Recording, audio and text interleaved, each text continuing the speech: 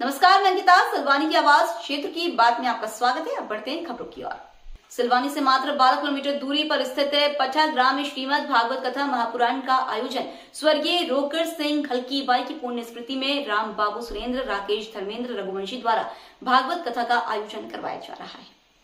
भागवत कथा में राष्ट्रीय कथा व्यास पंडित विपिन बिहारी महाराज द्वारा भागवत कथा के चौथे दिवस पर कथा व्यास विपिन बिहारी महाराज द्वारा श्रद्धालुओं को भागवत कथा कर रसावदान करते हुए कहा कि एक बार राजा परीक्षित शिकार करने जंगल में काफी दूर चले गए। राजा परीक्षित प्यास के कारण व्याकुल हो गए रहे थे। पानी की तलाश पास में राजा परीक्षित समीक ऋषि के आश्रम में पहुंचे और बोले, ऋषिवर मुझे पानी पिला दो, मुझे प्यास लगी है। लेकिन समीक ऋषि समाधि में थे, इसलिए पानी नहीं पिला सके।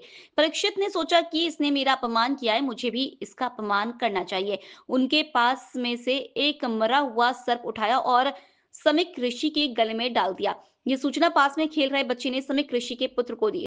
ऋषि के पुत्र ने नदी का जल हाथ में लेकर शाप दे डाला, जिसने मेरे पिता का अपमान किया है। आज से 7वें दिन तक्षक नामक सर्प काल का रूप लेकर आएगा और तुम्हें राजा परीक्षित डस कर तुम्हें मृत्यु देगा। पुत्र द्वारा दिए गए श्राप की बात समीक ऋषि को जब यह पता चली तो उन्होंने अपनी दिव्य दृष्टि से देखा कि यह तो महान धर्मात्मा राजा परीक्षित है और यह अपराध राजा परीक्षित कलयुग के वशीभूत होकर किया है। देवयोग वश परीक्षित ने आज वही मुकुट पहन रखा था। समीक ऋषि ने यह सूचना जाकर परीक्षित महाराज को दी कि आज से 7वें दिन तक्षक नामक सर्प पक्षी तुम्हें जलाकर नष्ट कर देगा। यह सुनकर परीक्षित महाराज दुखी नहीं हुए और अपना राज्य को अपने पुत्र जन्मेजय को सौंपकर गंगा नदी के तट पर पहुंचे, जहां गुरु भगवान ने श्रीमद् भागवत महापुराण कथा कर राजा परीक्षित को रसपान कराया।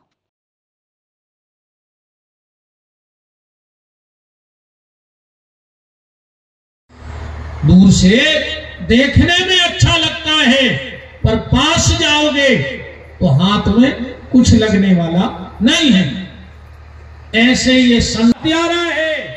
और एक महात्मा ने लिखा कि समुद्र दानी है और इतने में एक लहर आई, अच्छाई बुराई दो ही मिटा के चली गई।